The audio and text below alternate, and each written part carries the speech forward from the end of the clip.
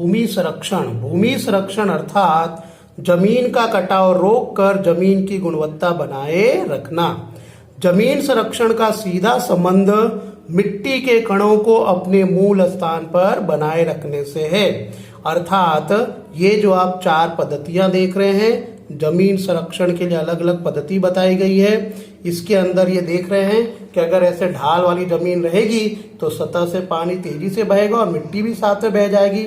ये आप देख रहे ढाल वाली जमीन पर क्यारियां बना दी गई, खांचे बना दिए गए, जिससे पानी बहने से रुकेगा और साथ में मिट्टी भी रुक जाएगी। यहाँ पर भी दूसरा एक देख रहे हैं, पूरी ढलान वाली जमीन है, तेजी से पानी बहेगा और साथ में जमीन के अंदर जो पानी जाना चाहिए वो जा नहीं पाएगा। और यहाँ पर आप देखिए उसी को खांचे क्यारियां बना दी गई है। ये दोनों में देख रहे हो पानी जमीन के नीचे भी जा रहा है और जमीन का कटाव भी रुकता जा रहा है। तो ये भूमि संरक्षण की पद्धति है। अब हम पढ़ते हैं भूमि संरक्षण के उपाय, कौन कौन से उपाय हमें करने चाहिए। तो देखिए भूमि संरक्षण के उपाय में, भूमि संरक्षण का उपाय ये सभी आपको 3 नंबर में टिप्पणी में पूछा जाएगा। वनों के आच्छादन के कारण, आच्छादन मतलब घिराव, वनों के आच्छादन के कारण उसकी जड़ें जमीन के कणों को पकड़े या जकड़े रहती है। नदियों की नलिकाओं एवं पहाड़ियों पर वृक्षारोपण करना। नलिकाओं मतलब नदियों के किनारे किनारे वृक्षारोपण करें ताकि पानी के बहाव में किनारे की मिट्टियां बहकर न जाए। रेगिस्तान के आसपास के क्षेत्रों में बहने वाले पवन को रोकने के लिए वृक्षों की पंक्तियां लगानी चाहिए और रेगिस्तान को आगे बढ़ने से रोकना चाहिए।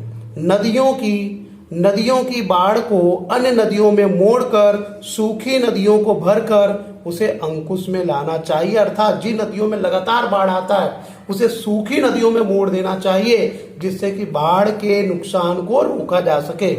अनियंत्रित चराई से, चराई मतलब जो पशुए, पालतू पशुए घास चर जाते हैं, छोटे छोटे पौधों को चर जाते हैं, उसे कहते हैं चराई। अनियंत्रित चराई से पहाड़ों की जमीन का स्तर ढीला बनता है, उसे रोकना चाहिए। जब ये पशु चराई कर जाते हैं, छोटे छोटे घास और पौधे को खा जाते हैं, तो पहाड़ की जमीन को जो जकड़ के रखने को शक्ति रहती है वो शक्ति उन्हें मिल नहीं पाती, जिसके कारण जमीन का स्तर ढीला हो जाता है और वो पानी के साथ बह जाते हैं।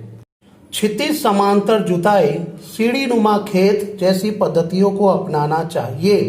क्षितिज समांतर जुताई और सीढ़ी नुमा खेत, क्षितिज मतलब कि आड़ी रेखा में, तिरछी रेखा में जुताई करना चाहिए। सीढ़ी नुमा खेत अर्थात सीढ़ी बनाना चाहिए, खेतों में सीढ़ी की आकार देना चाहिए जिससे कि भूमि संरक्षण किया जा सके।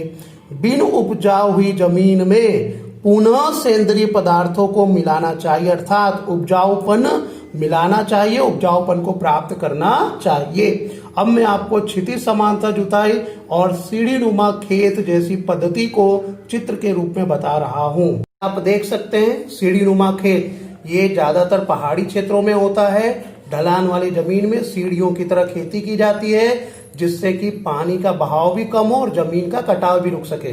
ये आप देख सकते हो क्षितिज समांतर जुताई, ये तिरछे आकार के क्षितिज समांतर जुताई की गई है, जिसमें जमीन पे से बहते हुए पानी के बहाव को कम करना, रोकना और जमीन के कटाव को रोकना। तो ये दोनों आपने जो अगला मुद्दा पढ़ा था, सीढ़ी नुमा खेत पद्धति अपनाना चाहिए और क्षितिज समांतर जुताई करनी चाहिए। तो भूमि संरक्षण किसे कहते हैं और भूमि संरक्षण के उपाय, ये आपको 3 नंबर की टिप्पणी के रूप में पूछा जाएगा।